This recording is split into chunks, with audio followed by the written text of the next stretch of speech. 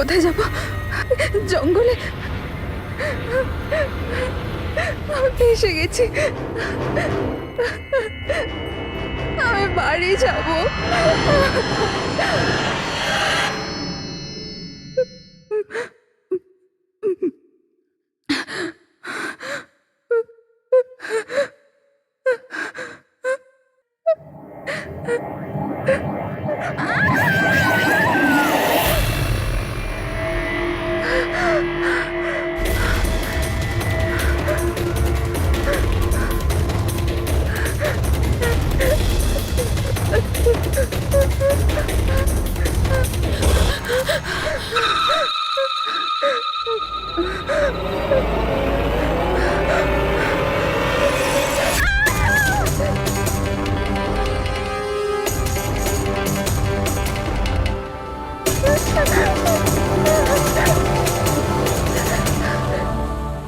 নিমি ঘুমিয়ে পড়েছে? হ্যাঁ, শুয়ে পড়েছে। আরে হিরাল, তোমায় খুব ডিস্টার্ব লাগছে। কি বলবো, 24 ঘন্টা হয়ে গেল আয়শা গেছে, না তোর ফোন লাগছে না ফোন করেছে। আমার না খুব টেনশন হচ্ছে, জানি না কোনো বিপদে না পড়ে যায় ও। দেখো হিরাল, এখনো বড় হয়ে গেছে। আমার মনে হয় তুমি ওর মায়ের মতো রিয়াক্ট করছো। নিজের প্রবলেম নিজে সলভ করতে পারবে ও, ছোট বাচ্চা নয় ও। রোহান, এরকম কিভাবে বলতে পারো? ছোট বোনও আমার, আমি ওর জন্য টেনশন করবো না তো আর কে করবে? আর ওর আমাকে ছাড়া আর কে আছে এই দুনিয়াতে?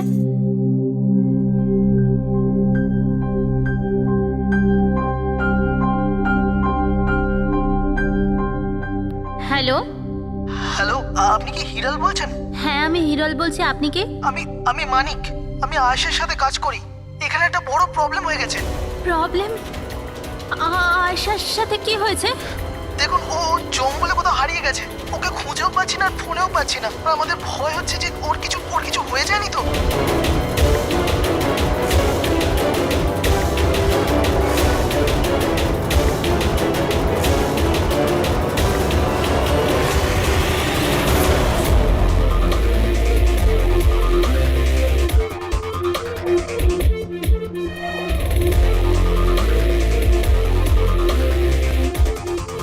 স্যার, ফরেস্ট ডিপার্টমেন্টের লোক ভেতরে আমাদের জন্য ওয়েট করছে, আর আয়েশার ক্রু মেম্বাররা অন দ্য ওয়ে। কিন্তু আপনারা এটা তো নিশ্চয়ই জানেন যে যে ওই লাশটা আয়শারই নাকি অন্য কারোর। আমি একটা জিনিস বলতে পারি, ও না স্কাই ব্লু কালারের টি শার্ট পরেছিল আর ব্ল্যাক কালারের কার্গো পরেছিল আর হাই পনিও পরেছিল।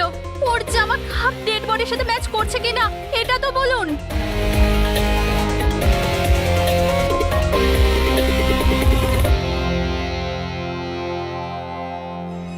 ও, আপনি সেই অফিসার? Yes sir.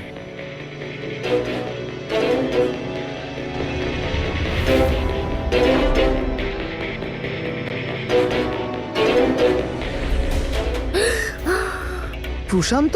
আরে এই তো প্রশান্ত। এক মিনিট, আপনারা কে আর ওকে কি করে চিনলেন? স্যার, আমি মানিক, আর আমরা সবাই আয়েশার সাথে কাজ করি। আরে প্রশান্ত আমাদের গাইড। আয়েশা এনাকে লোকেশন খোঁজার জন্য বলেছিল, আর যখন আয়েশা হারিয়ে গেল তখন এই ওকে খুঁজতে গেছিল।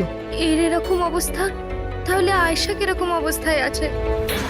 না না না, না না, আয়শার কিছু হয়নি, আমি বলছি তো, trust me. Sir please please আমার বোনকে খুঁজে বাঁচিয়ে নিন স্যার, প্লিজ স্যার, প্লিজ বাঁচিয়ে নিন।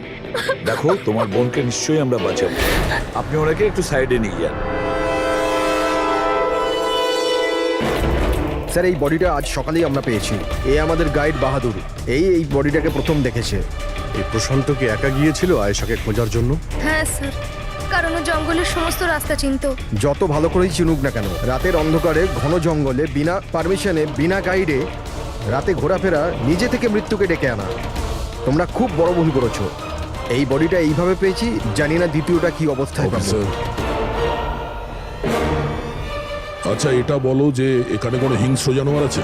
এরকম কোনো হিংস্র জন্তু নেই। ঘন জঙ্গল, হারিয়ে যাওয়ার ভয় আছে। কোনো জন্তু জানোয়ারের আঁচড় তো মনে হচ্ছে না, কিন্তু এটা ছুরির আঘাত বলে মনে হচ্ছে। একে ছুরি দিয়ে খুন করা হয়েছে।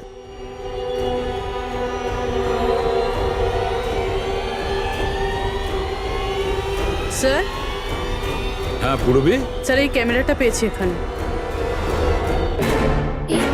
এটা তো আয়শার ক্যামেরা। হ্যাঁ স্যার, এটা আয়েশা 3 দিন আগে কিনেছিল। এটা চালিয়ে একবার দেখো তো। স্যার এটা অনই হচ্ছে না। কেন? এটার ব্যাটারি ডাউন স্যার, আর আমাদের কাছে ডিভাইসও নেই এটা চিপ ইনসার্ট করার জন্য। ও মাই গড। আপনারা এইসব শেষ করুন, এগুলো পরে করবেন। আগে আমার বোনকে খুঁজুন। আপনারা বুঝছেন না কেন হারিয়ে গেছে? আমরা খুঁজবো। অনেক বড় জঙ্গল ম্যাডাম, কমসে কম 2 দিন লাগবে পুরো জঙ্গল খুঁজতে। হ্যাঁ স্যার, সূর্যাস্ত হওয়ার পর আমরা কিচ্ছু করতে পারবো না। আপনারা সার্চিং শুরু করে দিন, বাহাদুর আপনাদের নিয়ে যাবে।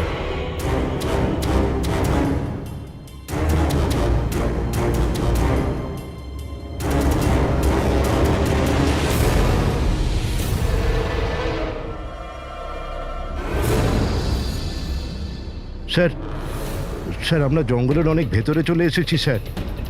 স্যার এখানে কেউ আসা যাওয়া করে না স্যার। স্যার এক কাজ করি, আমরা ফিরে যাই, না হলে অন্ধকার নেমে আসবে। এখন তো অনেক আলো আছে, অন্ধকার হয়েছে কোথায়? স্যার ফিরতেও তো অনেকটা সময় লাগবে না স্যার? তো ওই হিসাবেই বললাম, এত দূর স্যার কেউ আসেই না। স্যার এখানে কিচ্ছু পাবেন না। আরে ভাই, যখন এত দূর চলে এসেছি একটু দেখে নি না ভাই। চলো চলো। আচ্ছা আচ্ছা।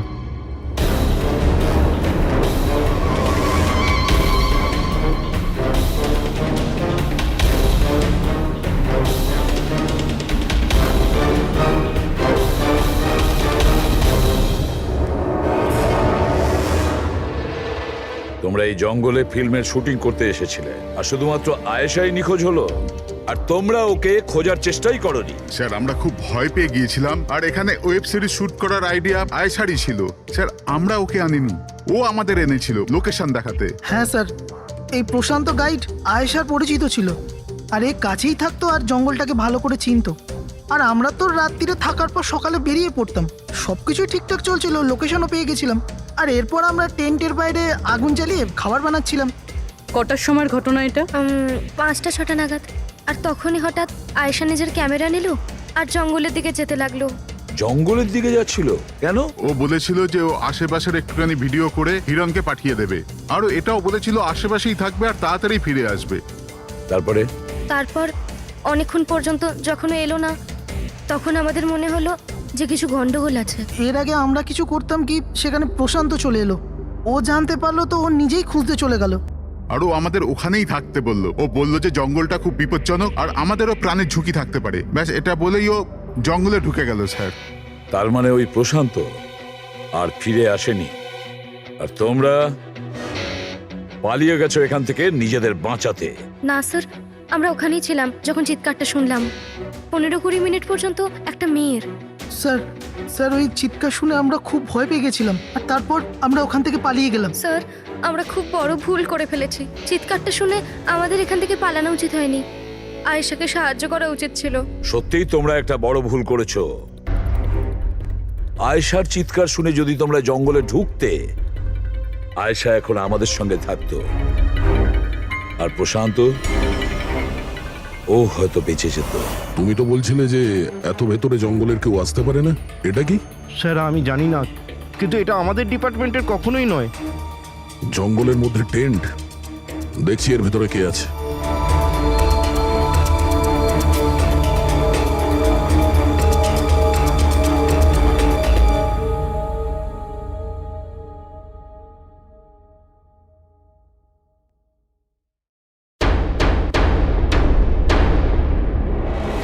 এই কাপড় তো দেখে মনে হচ্ছে কাটা হয়েছে।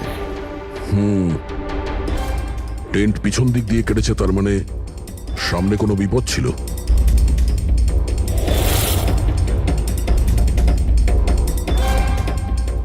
ছুরি, এটা দিয়েই কাটা হয়েছে। বাইরে গন্ডগোল হতেই পিছন থেকে কেটে পালিয়ে গিয়েছে।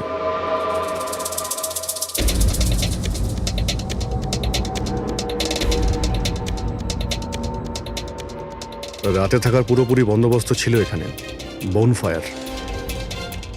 এই আলু এখানে দেওয়া হয়েছিল। স্যার এত ভেতরে এত রাত্রে থাকার মতো কেউ পাগলই হবে স্যার, না হলে এত ভয়ঙ্কর জঙ্গলে রাতে থাকার কথা ভাববে কে? কোনো নেচার লাভার না কোনো খুনি? এই দেখো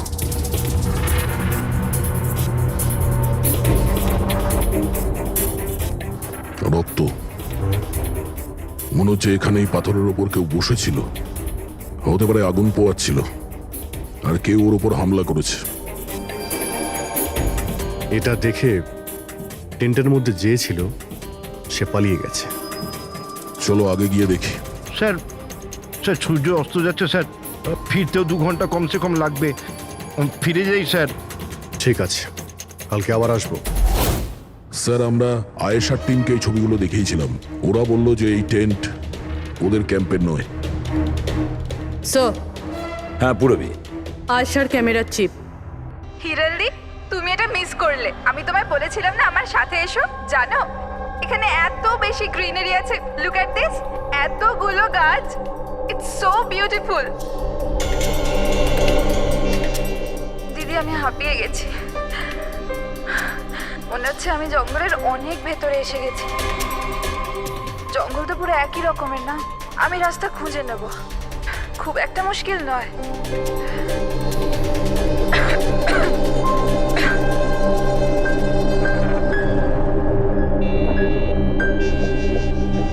কেউ আছে নাকি ওখানে? কে ওখানে?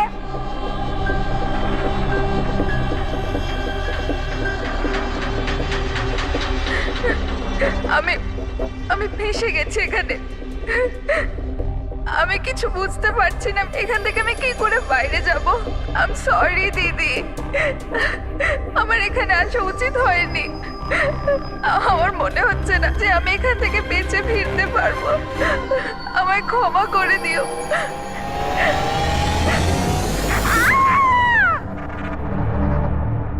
অভিজিৎ, যে কোনো পরিস্থিতিতে এই মেয়েটাকে ওই জঙ্গল থেকে উদ্ধার করতে হবে আমাদের। হ্যাঁ সালুকে। বস, আয়েশা যে জিনিসগুলো রোজ ব্যবহার করত, আমি সেই প্রত্যেকটা জিনিস থেকে ডিএনএ স্যাম্পল নিয়েছি। কিন্তু আশ্চর্যের ব্যাপার, কোনো স্যাম্পলই আয়েশার ডিএনএ এর সঙ্গে ম্যাচ করছে না। কি? কিন্তু হ্যাঁ, খুনির ব্যাপারে একটা খুব গুরুত্বপূর্ণ সূত্র পেয়েছি। সেটা কি স্যার? বস এই ডিএনএ প্রোফাইলটা দেখো। এই দুটো ডিএনএ প্রোফাইলই দুটো আলাদা আলাদা লোকের। কিন্তু অদ্ভুত ব্যাপার হচ্ছে যে দুটো প্রোফাইলই আমি একই লোকের শরীর থেকে পেয়েছি, প্রশান্ত শরীর থেকে। প্রশান্তর শরীর থেকে? হ্যাঁ বস। সেটা কিভাবে? প্রশান্তর মৃত্যু অগণিত ছুরির আঘাতের জন্য হয়েছে, আর ওর শরীরে যে থাবার চিহ্নটা আছে সেটা আসল নয়, তৈরি করা হয়েছে নকল। আর সবচেয়ে আশ্চর্যের ব্যাপার হচ্ছে যে প্রশান্তের লাশের থেকে আমি ওর রক্ত ছাড়া আরো কারো রক্ত পেয়েছি। এখন এই রক্তটা কোনো পুরুষের না নারীর সেটা আমি বলতে পারবো না, কারণ ওই রক্তটা প্রশান্ত রক্তের সঙ্গে মিশে গেছে। কিন্তু একটা কথা ঠিক বস, এই রক্তটা তখনই বেরিয়েছে যখন প্রশান্ত রক্ত বেরিয়েছে। অভিজিৎ, দয়া, নিশ্চয়ই এটা খুনিরই রক্ত। খুনি প্রশান্তর ওপর হামলা করে আর তখন নিজেকে বাঁচানোর জন্য প্রশান্ত ওর সঙ্গে মারামারি করে, আর খুনির রক্ত প্রশান্ত শরীরে লেগে যায়। তবে খুনিরও গুরুতর আঘাত লেগেছে। সামান্য আঘাতে এত রক্ত বেরোবে না তার। তার মানে খুনির শরীরে এখনো আঘাতের চিহ্ন থাকা উচিত। আরো একটা কথা বস, কি? টেন্টের পাশে যে পাথরের উপর রক্তের ছাপ ছিল সেই রক্তটা প্রশান্তরই। তার মানে পুরো ব্যাপারটাই ওই তাঁবুর আশেপাশে ঘটেছে।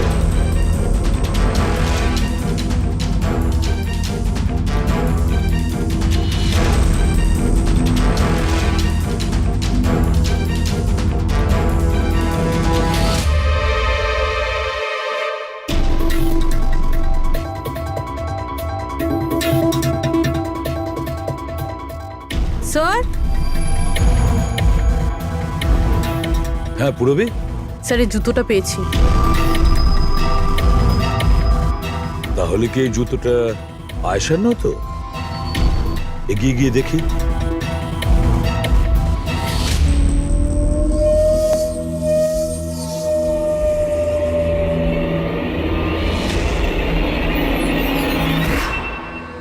স্যার, হ্যাঁ এই দেখুন স্যার।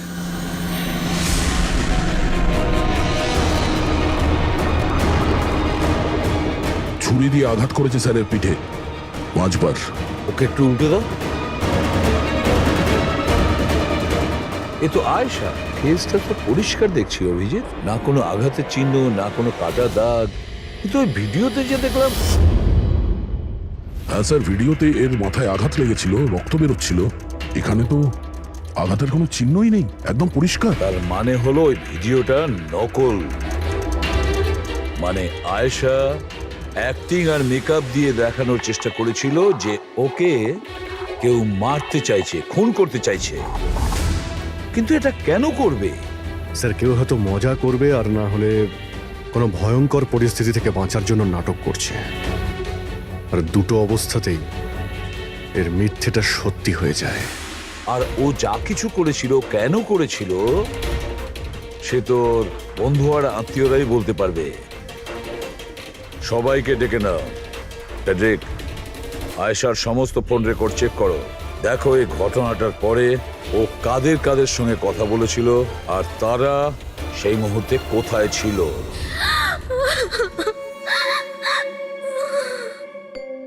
এরা আমাকে কেন ওকে দেখতে দিচ্ছে না? কি বাজে ভাবে মেরেছে আমার বোনকে। আর এরা বলছে যে ও নিজের মৃত্যুর নাটক করেছে, নিজের মার্ডারের নাটক। আর ওই নাটক সত্যি হয়ে গেছে। ভুল বলছে ওরা, মিথ্যে। আমাদের আয়েশা এরকম করতেই পারে না। আপনারা ভুল অভিযোগ করছেন।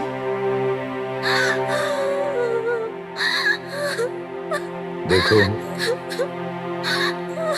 আপনার দুঃখ আমরা বুঝতে পারছি, কিন্তু এই অভিযোগ ভুল নয়, সত্যি। এটা আয়েশার ক্যামেরা থেকে যে থার্ড ক্লিপিংটা আমরা পেয়েছি, সেখানে আয়েশার মুখের ওপরে অনেকগুলো ক্ষত চিহ্ন ছিল। কিন্তু যখন আমরা আয়েশার লাশটাকে পাই, তখন ওর মুখ আর গলা পরিষ্কার ছিল। কেন, কিভাবে? এই ভিডিওটাতে আয়শা মজা করছিল না তো? ওর মজা করার স্বভাব ছিল না তো? একদম না। ওর জীবনে এত সমস্যা ছিল যে ও মজা করবার কথা ভাবতেই পারতো না। ও জঙ্গলে হারিয়ে গিয়েছিল, আর কোনো মানুষ এই সিচুয়েশনে মজা কি করে করবে? অন্য কারো কথা জানি না, কিন্তু আয়েশা এটা অবশ্যই করেছে। আর যদিও মজা করে না করে তো ইচ্ছে করেই করেছে।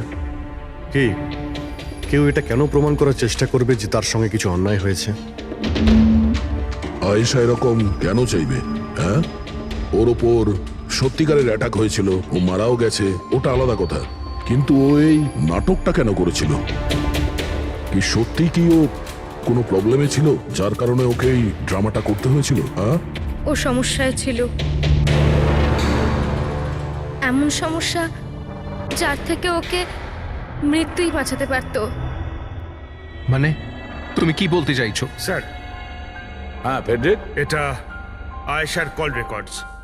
বিশেষ কিছু পেয়েছো? হ্যাঁ স্যার, একটা লোক আছে কেতন, সে আয়েশাকে অনেকগুলো মেসেজ আর কল করেছিল। এমনকি যেই রাতে আয়েশা খুন হয়েছিল, সেই রাতেও ওর ফোন জঙ্গলের কাছেই ছিল, 2 কিলোমিটারের মধ্যে। এই কেতনকে? খুনের রাতে ও জঙ্গলের আশেপাশেই ছিল। কে? হ্যাঁ স্যার, ও আয়েশার স্বামী। দুজনে আলাদাই থাকতো। যদি আয়েশা ওর মৃত্যুর নাটক করে থাকে, তাহলে তার পেছনে কেতনের হাত থাকতে পারে। কেতন আয়েশার হাজবেন্ড, আর আপনাদের মধ্যে কেউ এই কথাটা আমাদের বলার প্রয়োজন মনে করলেন না। হ্যাঁ, কিন্তু কেতনের জন্য নিজের মৃত্যুর নাটক কেন করতে যাবে?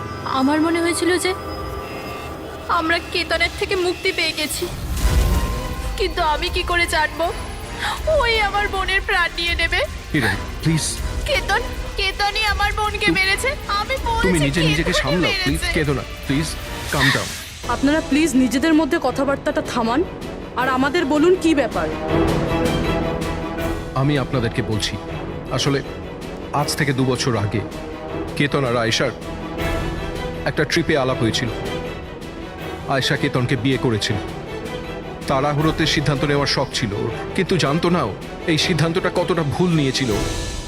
কেতন ওর যোগ্য ছিল না, একটা পাগল লোক ছিল, পসেসিভ ছিল, ওর জীবনটা অতিষ্ঠ করে রেখেছিল। এই জন্য 6 মাস আগে ওকে ও ছেড়ে দেয়। এছাড়া আর কি করতো? আমরা সবাই দেখেছিলাম ওকে কিরকম টর্চার করা হতো। মানিক, আজকে সব অডিশনে ক্যামেরাতে আছে। স্ক্রিনে প্লে কর, স্যারকে দেখাতে হবে। আর আয়েশা এক্ষুনি এসে যাবে। ঠিক আছে।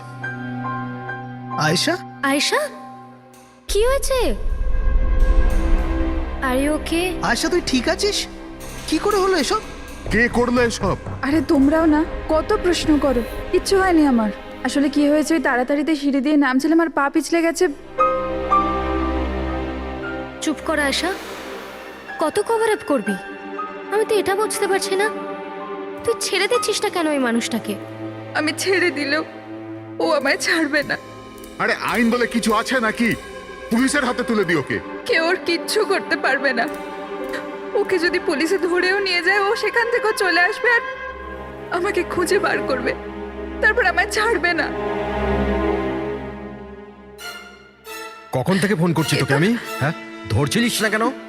এখানে বসে টাইম পাস করছিস? হ্যাঁ, না কেতন, তোরা তো সাহস কি করে হলো? কেতন আমি ডাক্তারের কাছে গেছিলাম, তাই ফোন সাইলেন্ট ছিল, অন করতে ভুলে গেছি। ওকে, ডক্টর, হ্যাঁ আজকাল খুব বেশি যাচ্ছিস না ওর কাছে? কেতন কি বলছো? এরকম কিচ্ছু নয়। আর তুমি বললে আমি ডাক্তারের কাছে আর কোনোদিন যাবো না। আমাকে প্লিজ ছেড়ে দাও, আমাকে ক্ষমা করে দাও। তোকে তোর যোগ্যতা দেখাই, চ। কি করছে এসব? ছাড়ো ওকে। এই, নিজের কাজে মন দে, বুঝেছিস? এনাফ। এনাফ। মানুষ না, এই কেতন তো জানোয়ার। তোমরা কেতনের ব্যাপারে আমাকে আগে বলনি কেন? আপনারা যা বললেন সেটা শুনে তো মনে হচ্ছে কেতনই আমাদের প্রাইম সাসপেক্ট। মনে হচ্ছে কেতনের কারণেই সেটা করেছে।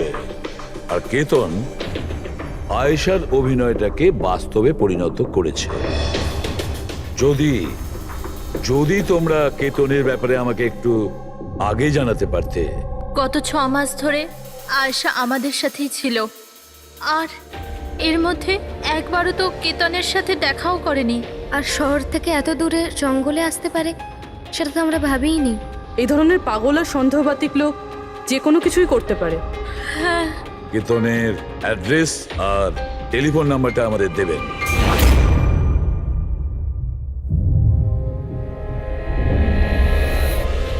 কেতন,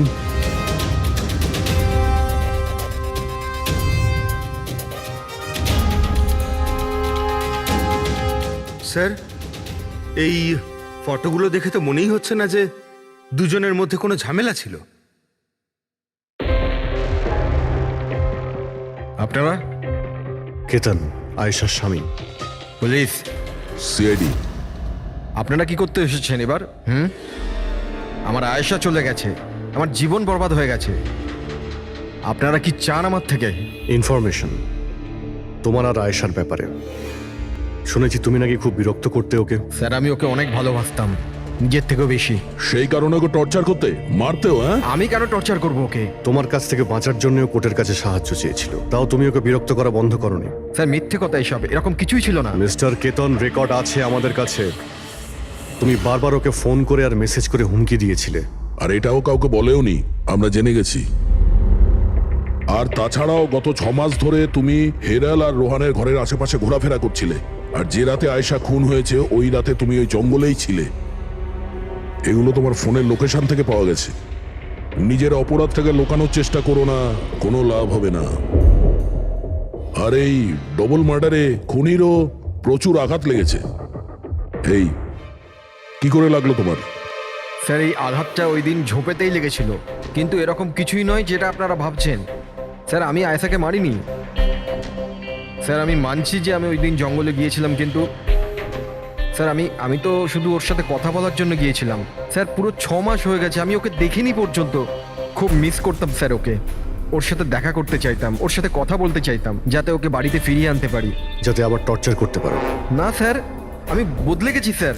স্যার, আমি তো এটাই বলতে চেয়েছিলাম, কিন্তু যখন আমি জঙ্গলে গেলাম দেখলাম যে ও অন্য কারোর সাথে যাচ্ছে জঙ্গলের ভেতর।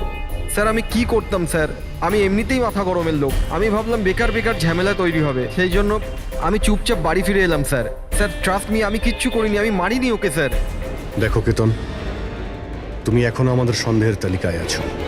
যতক্ষণ এই কেসটা শেষ না হচ্ছে তুমি হেফাজতে থাকবে। স্যার, এই কেতনের কাছে কিন্তু আয়েশাকে মারার মোটিভ ছিল, ও তো বেঁচে গেছে।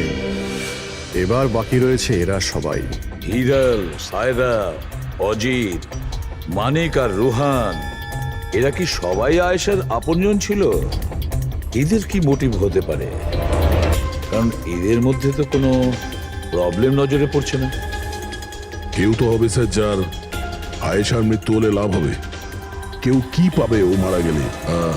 সম্পত্তি, টাকা? টাকা? ইন্স্যুরেন্সের টাকা? হ্যাঁ, ইন্স্যুরেন্স। রবি, ফেডরিক, একটা কাজ করো, এই শহরে যতগুলো ইন্স্যুরেন্স কোম্পানি আছে সেখানে গিয়ে খোঁজ নাও আয়েশার নামে ওদের কাছে কোনো লাইফ ইন্স্যুরেন্স পলিসি আছে কিনা। কিন্তু একটা কথা, আয়েশার বন্ধু বা তাদের ফ্যামিলির কাউকে বলবে না কিছু। যদি ওদের মধ্যেই কেউ খুনি হয়, সে সতর্ক হয়ে যাবে।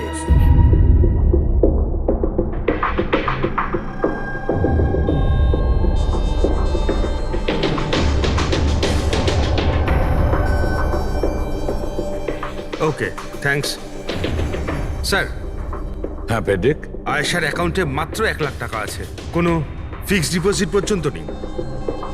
স্যার, তানিশা ইন্স্যুরেন্স প্রাইভেট লিমিটেডের কাছে আয়েশার নামে একটা বীমা পলিসি রয়েছে 50 লাখ টাকার। ও আচ্ছা। আর এই টাকা আয়েশার ভাগ্নি, মানে ও দিদি আর জামাইবাবুর মেয়ে নিমিষা পাবে। আচ্ছা, তাহলে এই ব্যাপার। স্যার, আসলে আপনারা কি চাইছেন? আমার যা জানা ছিল আমি সবকিছু বলে দিয়েছি। আর আপনারা জানেন আমার স্ত্রীর শরীর কতটা খারাপ, এখন আমার ওর সঙ্গে থাকা উচিত, আর আপনারা আমাকে এখানে আটকে রেখেছেন। স্যার, বলার কি বাকি আছে? সব বলে দিয়েছি। অনেক কিছু বাকি আছে। তুমি একটু বেশি কথা বলো, সেই জন্য যা কিছু প্রশ্ন করব ঠিক তারই উত্তর দেবে। এই তোমার ওইখানে যে ফ্যাক্টরিটা আছে ওটা তো বাজেয়াপ্ত হতে চলেছে, এর লোন তুমি শোধ করতে পারোনি কি? হ্যাঁ, কিন্তু আপনারা এগুলো কেন জিজ্ঞাসা করছেন? আপনারা এগুলো কি করে জানলেন? প্রশ্ন নয়, শুধু উত্তর। আয়েশা তোমাদের সাথে তোমাদের বাড়িতেই থাকতো না? তাহলে 7 দিনে তুমি ওকে 41 বার কল করেছো কেন? বাহ বাহ বাহ, 7 দিনে 41টা কল এসেছে আয়েশা, দারুণ ব্যাপার। আর তার উপরেও তুমি অর্থ কষ্টে ভুগছিলে, তাই না? আর আয়েশার মৃত্যুর পরে তোমার ছোট বাচ্চা টাকা পেত 50 লক্ষ টাকা।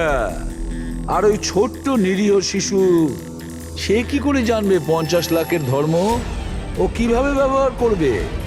আর ওই 50 লক্ষ টাকা তো ভোগ করতো বাচ্চাটার বাবা, মানে তুমি, রোহন। থামুন আপনারা, চুপ করুন। আপনাদের কথা মতো আমি আয়েশাকে মেরেছি। স্যার, আমার ওপর 15 কোটি টাকার লোন আছে। 50 লাখে আমার কিচ্ছু হবে না। আমি আয়েশাকে মারবো। আর ওটা যা ওর শরীরের ওপর থেকে খুনির রক্ত পাওয়া গেছে, আপনারা দেখতে পারেন আমার গায়ে কোনো চোটই লাগেনি, কারণ আমি ওখানে ছিলামই না। আমি কাউকে খুন করিনি। সব ঠিক করা ছিল, প্রশান্ত সবকিছু সামলানোর কথা ছিল। কি সামলে নিত? হ্যাঁ, প্রশান্ত কি সামলে নিত? বলো, প্রশান্ত কি সামলে নিত? স্যার, আমার ভুল হয়ে গেছে। আমার সবকিছু আপনাদের আগেই বলে দেওয়া উচিত ছিল। আমি ভয় পেয়ে গেছিলাম, খুব ভয় পেয়ে গেছিলাম। কোনটা বলার ছিল আগে? তাড়াতাড়ি বলো। আমি আয়েশার প্ল্যানে যুক্ত ছিলাম। আমরা শুধু ওকে মৃত দেখাতে চেয়েছিলাম। অ্যাকচুয়ালি ওর মরার কথা ছিল না। তার মানে আমাদের সন্দেহ ঠিক ছিল স্যার? সবকিছু ঠিক ছিল। ওই ভিডিওটা নকল ছিল, শুধু কেতনের থেকে বাঁচার জন্য ছিল। আর তুমিও এই প্ল্যানে জড়িত ছিলে? স্যার, কেতন আয়েশার জীবন অতিষ্ঠ করে দিয়েছিল। ও বেচারি চুপ থাকতো, কাউকে কিছু বলতো না। স্যার, একদিন লিমিট ক্রস করে গেল, সব সীমা ছাড়িয়ে গেল। ওর মনে হলো কেতন ওর জন্য কোনো বড় বিপদ হতে পারে। ও আমাকে বলেছিল স্যার, কেতন পাগল ছিল। পুলিশ বা ডিভোর্স ওর কেউ কিচ্ছু করতে পারতো না। আয়েশা ও থেকে পার্মানেন্ট মুক্তি পেতে চাইছিল, চিরদিনের জন্য। আমি হাঁপিয়ে গেছি জিজু। এখন তো ডিভোর্স আমাকে কেতনের থেকে বাঁচাতে পারবে না। যেটা আমায় ওই কেতনের হাত থেকে বাঁচাতে পারে সেটা শুধু আমার মৃত্যু।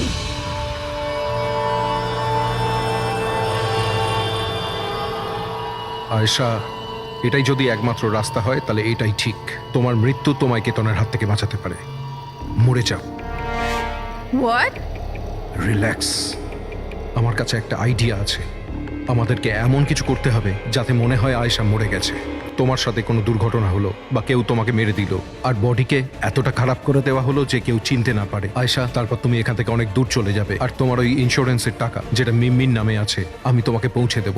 50 লাখ টাকা দিয়ে একটা নতুন জায়গা, নতুন লাইফ, নতুন করে শুরু করবে। কিন্তু জিজু, আমি বেঁচে থাকাকালীন আমার লাশ কোথা থেকে আসবে?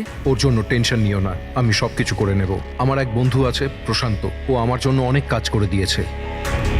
কিন্তু হ্যাঁ আয়শা, এরপরে তুমি কখনো জীবনে আমার সাথে, মিমির সাথে, হিরালের সাথে কোনোদিন দেখা করতে পারবে না। হ্যাঁ, কিন্তু ওই পাগল লোকটার থেকে তুমি সারা জীবনের জন্য মুক্তি পেয়ে যাবে, তুমি মুক্ত হয়ে যাবে। সবকিছু ঠিক ছিল, সবকিছু প্ল্যান মাফিক চলছিল। আমি আয়েশা আর প্রশান্তর সঙ্গে ফোনে যোগাযোগ রেখে চলছিলাম, তারপর জানি না হঠাৎ করে ফোন কেটে গেল। আমি জানতাম ওখানে একটা মেয়ের মৃতদেহ পাওয়া যাবে, যার ব্যবস্থা আমি বাধ্য হয়ে করেছিলাম। শুধু আয়েশার জামা কাপড় ওই মেয়েটিকে পরানোর কথা ছিল, ওর মুখটা এত খারাপ ছিল যে কেউ চিনতেও পারতো না। কিন্তু স্যার, সিরিয়াসলি আমি তো শকে ছিলাম। ওটা মেয়েটার নয়, প্রশান্তের বডি ছিল। স্যার, প্রশান্ত তো আয়েশাকে সকাল হওয়ার আগেই জঙ্গল থেকে অনেক দূরে নিয়ে যাওয়ার কথা ছিল, কোনো সেফ জায়গায়। কিন্তু হঠাৎ করে কি হয়ে গেল স্যার? স্যার, আমার যতটা জানা ছিল আপনাদের বলে দিয়েছি স্যার। স্যার, প্রশান্তকে কে মেরেছে, আয়েশাকে কে মেরেছে আমি জানি না। স্যার, তার মানে তৃতীয় কোনো ব্যক্তি ছিল যে প্ল্যানটার ব্যাপারে জানতো, যে আয়েশাকে চিনতো, প্রশান্তকেও চিনতো, আর ওই সময় ওই জঙ্গলেই ছিল। কোনো তৃতীয় ব্যক্তি? হ্যাঁ, কোনো তৃতীয় ব্যক্তি।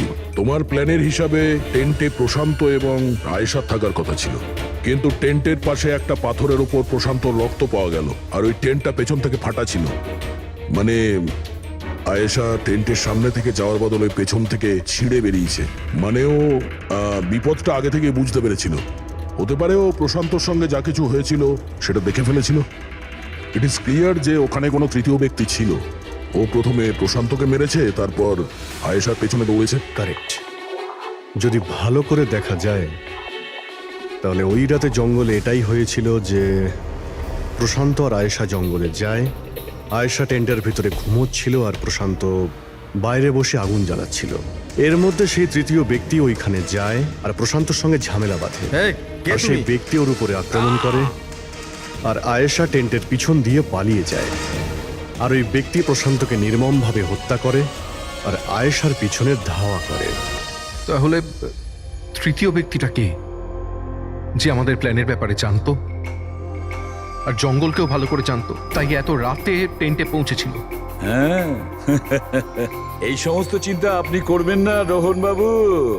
এই তৃতীয় যে আছে না, তাকে তো আমরা ধরেই ছাড়বো। হ্যাঁ, হোক বা না হোক, এই ধাঁধার সমাধান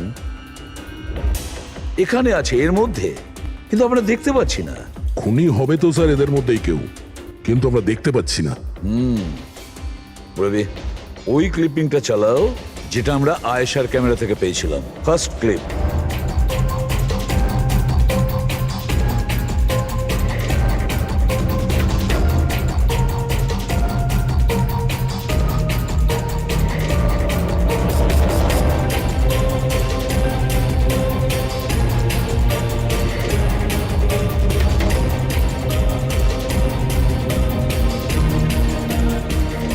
ইয়েস, তুমি ঠিকই বলেছিলে, খুনি আমাদের সামনেই আছে, কিন্তু আমরা দেখতে পাচ্ছি না। একটা কাজ করো, সবাইকে জঙ্গলে ডেকে নাও, তখনই বোঝা যাবে। স্যার, এখনো আপনারা আমার ওপর সন্দেহ করছেন, যেখানে আমি আপনাদের সবকিছু সত্যি কথা বলেই দিয়েছি। স্যার, আমি আমার বউকে কেন মারবো স্যার? আমি তোকে ভালোবাসি স্যার। আমার বোনের খুনিকে খোঁজার বদলে আপনারা আমাদেরই জিজ্ঞাসাবাদ করছেন। আর ওর গায়েব হওয়ার খবর তো আমি হিরাল ম্যামকে দিয়েছি, আর আমরা যদি কিছু করতাম তো আমরা কেন ফোন করতাম? হ্যাঁ, কিন্তু কেউ তো আয়েশাকে খুন করেছে, আর কে খুন করেছে সেটা আমরা জানি। আয়েশাকে খুন তোমাদের মধ্যেই কেউ করেছে, তোমাদের মধ্যেই কেউ। আমাদের মধ্যে কে হতে পারে স্যার? এখনই জানতে পারা যাবে। রোহন, তুমি একটা কথা বলো, আয়েশা রেকির জন্যে তোমার বাড়ি থেকে দুর্ঘটনার একদিন আগেই গিয়েছিল না? হ্যাঁ স্যার, একদিন আগেই গিয়েছিল। আর এটা সেদিনেরই ছবি, তাই না? যেদিন ওর রেকিতে যাওয়ার কথা ছিল। আয়শার অ্যাকাউন্ট ওই পোস্ট করেছে, তো ওরই হবে। আর আপনারা আমার বোনের খুনিকে খোঁজার বদলে এরকম ফালতু জিজ্ঞাসাবাদ করছেন, আমাদের উপরে ব্লেম করছেন। এতে কি প্রমাণ পাবেন আপনারা?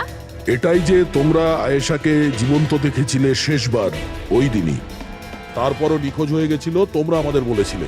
আচ্ছা, ও কি কি পরেছিল অপর্ণা, তুমি বলেছিলে, তোমার মনে আছে? হ্যাঁ, ও না স্কাই ব্লু কালারের টি শার্ট পরেছিল আর ব্ল্যাক কার্গো প্যান্ট ছিল। হাই পনিও করেছিল। আপনার তো নিশ্চয়ই মনেই আছে। হিরাল, তুমি কি করে জানলে আয়েশা মরার সময় কি কাপড় পরেছিল? বলো, আরে বলো না। কারণ সেই দিন এ জঙ্গলেই ছিল। এই প্রশান্তকে মেরেছে আর তারপর আয়শার পিছনে দৌড়োয়, ওর পিছু নেয় আর ওকে মেরে ফেলে। আর প্রশান্তকে মারার সময় তোমার গভীর আঘাতও লাগে। দেখাও। হট সারুন, আমার দূরে থাকুন। হ্যাঁ, আমার থেকে। একে তো আপনারা আমার বোনের খুনিকে খুঁজে পাচ্ছেন না, তার উপরে আমার ওপরে অভিযোগ দিচ্ছেন। হ্যাঁ, ব্যাস, অনেক অভিনয় করেছো, এবার ঠিক করে বলো কেন মেরেছো তুমি আয়েশাকে? হ্যাঁ, আমি মেরেছি আয়েশাকে।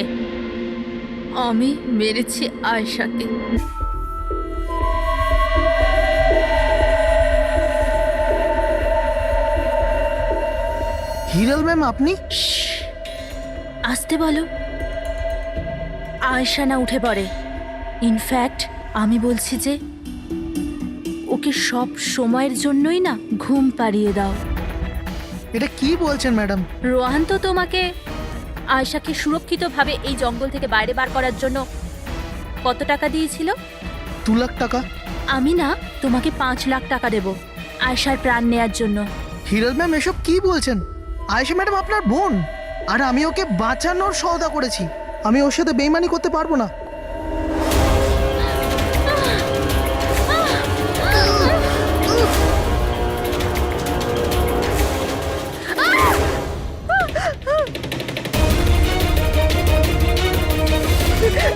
আয়েশা,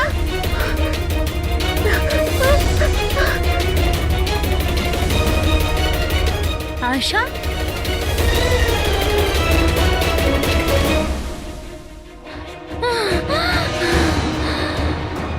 আয়েশা, আমার কাছে আয় আয়েশা। আমি তোকে বাঁচাতে এসেছি আয়েশা। ও তোকে ঠকাচ্ছিল আয়েশা। তোর ইন্স্যুরেন্সের টাকার জন্য তোকে মারতে চেয়েছিল আয়েশা। আমার বোন।